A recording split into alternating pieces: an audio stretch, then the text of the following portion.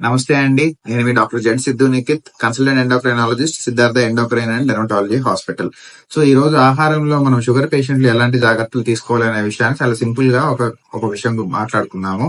So main గా మనం 5 విషయాలు అవాయిడ్ చేయాలి. ఒకటి, తీయటి పదార్థాలు అంటే కూల్ డ్రింక్లు, స్వీట్లు, మాజాలు, సోడాలు, ఇలా బెల్లము, చక్కెరతో చేసిన వివిధ తీయటి పదార్థాలు. రెండవది, బియ్య పిండితో చేసే టిఫిన్లు అంటే ఇడ్లీ, దోశ, పులిహోర, పొంగలి, బోండాలు, ఊతప్పం, ఇలాంటివన్నీ, బొరుగులు, అటుకులు, ఇలాంటివన్నీ మనం అవాయిడ్ చేయాలి.